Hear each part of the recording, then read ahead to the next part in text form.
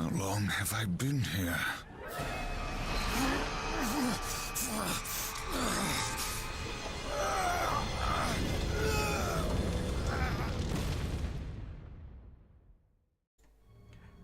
Hello everyone, and welcome to Gamesplaning, where we take a look at some older games, or just games that I find a particular interest in at the time.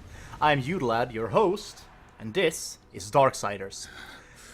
Specifically, the first one of the genre. The game, it is quite similar to the old God of War games, where it's basically a third-person brawler, or action RPG, I guess you could call it as well. But the gameplay itself is based upon you hack and slash a lot of enemies, you gain experience from killing these guys, or souls as they're called in this game, and this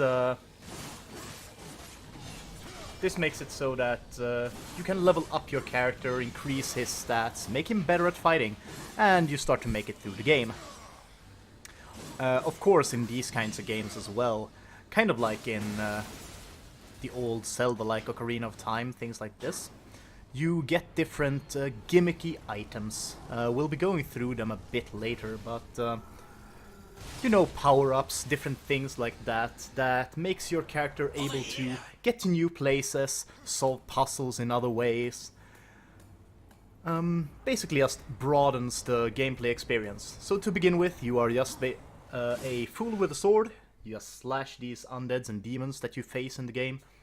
And later on you become a badass with portal-like abilities. You can throw some sort of shuriken kind of thing to hit enemies at range.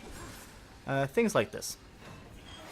So Darksiders, when the game was released, was obviously very inspired from the God of War games.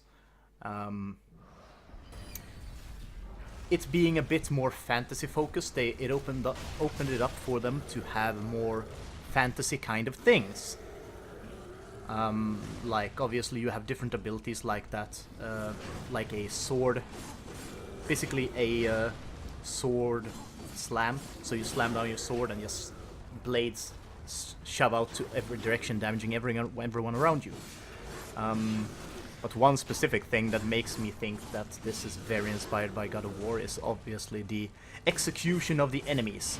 So, as in the older God of Wars, and the new one as well, as you fight enemies and bring them to a low health pool, the enemy becomes executable. Now, you don't gain anything from executing enemies per se, it just looks mostly cool. Like this. And yeah, that's mostly why you do it. Some enemies can only be killed by execution as well. The more basic enemies, you can still like hit them and kill them that way. But some enemies, like bosses, things like that, are usually only killable with executions. Now,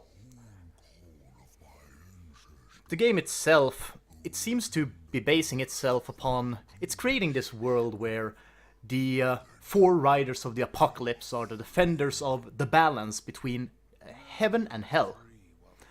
Heaven and hell both are at war, but as the world of man kept coming in between them, just basically crushing the world, the Oracle, or the Council, I think they're called, the one that the riders work for, decided that the humans are not to be meddled with until they are ready to join the battle to preserve the balance.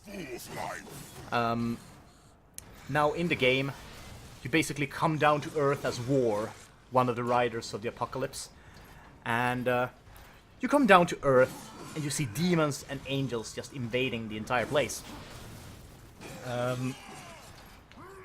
Obviously the reaction is, oh shit, I need to kill these guys because they are breaking against the law. The humans are not ready to be joining this fight yet. But as you join, you notice that the angels and the demons, they seem to be justified by doing this, and it turns out that they actually thought that the seals that were keeping this contract intact were broken. which means that if it would be broken, they would be allowed to attack the Earth. There's some confusion, no one's really sure why this is happening, but that basically sets up the plot for the game, as the Council asks you why you went down there. No seals were broken, why were you there? And they think you were helping the demons. You obviously want to explain yourself, and they give you the chance. They want you to find out why this happened. Yeah, basically why the demons and angels started invading Earth. That is like the main start plot of the game.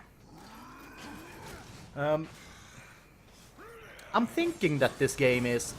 I've always kind of liked this game. I've been a bit of a fan of the Darksiders series. But obviously it being an older game, when I played it now compared to when it was released, it was kind of clunky, things like this when you're used to Dark Souls and the newer God of War games. This was very clunky indeed. But I still find it very satisfying. I like the story of it, the idea of you playing Riders of the Apocalypse. You're playing war. I mean, it's hilarious, and you're just a badass basically. You're just a fucking badass. It's kind of in God of War basically, as you're playing Kratos, and like in the later games when you become the God of War and you just run around like killing gods left and right, just go insane. It's kind of like that. It's kind of a power trip.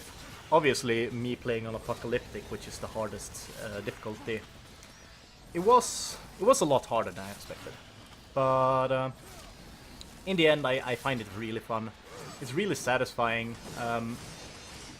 The combat itself has quite a depth. To begin with, it's not that deep. To begin with, you only have your basic like four hit combo with a super heavy attack in the late. But as you progress into the game, you get more combos unlocked. You can unlock them through experience in the vendors, things like that. You also can gain different modifiers to your blade, basically. The one that I usually use is just a plain damage upgrade, but you can get others that's like, oh yes, Wrath, the resource you use your different abilities in combat, it regenerates faster, so you basically do a build based on, yeah, I'm going to be using my abilities a lot.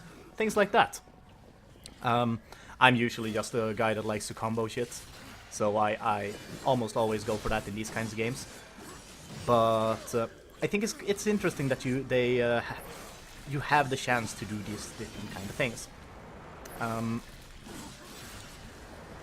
Now, as for the game's graphics, this is an enhanced version.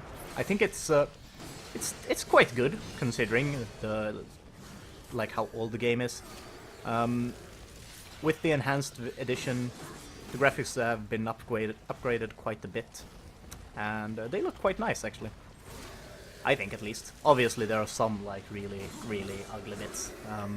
Like sometimes when just Earth just cracks and you see like just how this dust flies up and then oh well the ground is smashed now, I guess.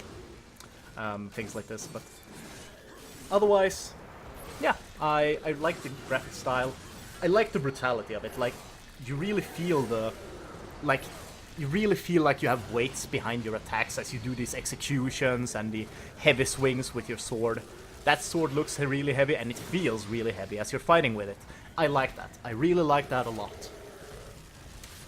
Now the game, being kind of God of War style, it's God of War and Zelda, I guess. You obviously have these different sort of temples, let's call them, different sort of locations where you go, and it's like, oh yes, well, now you're gonna be staying here for an hour, just trying to figure out all the puzzles, things like that, to unlock all the ways and make your way through this dungeon. I'm not sure I like that gameplay like too much. I kind of like it, but in this game I feel it's taken a bit too far. I was just playing through the first dungeon, so to say, and damn, like it took me like an hour and a half to like get through it properly, with me like trying to get as much as possible of the secret things and stuff like that. I feel like a change of scenery would have been fine, like not being in the same, like you were in this cathedral all the time, basically never leaving it. I kind of like when they break it up a bit, like, oh well, now you've gone through this cathedral and unlocked this other building next to it, and that's actually where like the real shit happens, where you actually fight the boss like on top of that building, instead of everything being just in this cathedral, going up and down, left and right, and just through different corridors of everything in this fucking place. But yeah, I still think it's fine. I like that kind of gameplay, like the dungeon kind of thing, because it clearly marks your progress. It's kind of like in again, I'm gonna compare it to Zelda. Like in Zelda, when you get the amulets from the first temples, as a like when you're playing as a kid in Ocarina of Time, and when you're getting the seals from the other temples as an adult, you feel like you can clearly see your progression. You can clearly feel your progression. Like, oh yes, now I completed this. There's only 5 of these places left. In this game, it's not as obvious though, because you don't get any, like, and you don't get any information of how much you're going to do. The only thing you know in the beginning is like, oh yes, you're going to kill these bad demon lords, 3 chosen, I think. So it's like, oh yes, these 3 chosen, you're going to like their home places and you're gonna fuck them up, take their hearts and bring it to this other guy that's gonna help you. That's basically what I know for now. I don't know what's gonna happen after that. But yeah, my general consideration of the game, I really like it. Obviously, if you're a fan of like the older God of War style games, things like this, or if you are a fan of like the Zelda kind of genre, a lot of like hack and slashy kind of combat, like you can just swing your way through if you're playing on like normal difficulty. Playing on the harder difficulties, you have to be a little bit more careful. But it's never really too challenging. Like, it's challenging, but it's not like, oh my god, I'm never going to complete this challenging. If you like that kind of gameplay, this is a really good game. I obviously really love the style of it, as it's being like, it's kind of interesting. Not a lot of games does this kind of setting, I guess, where it's like, oh yes, this is Earth after like a demonic invasion kind of deal. I really like that. I find it interesting for some reason. Like, this is what would happen to the Earth. Like, streets and highways just crushed, all the buildings like still standing, but obviously like not up to their former glory. Things like this.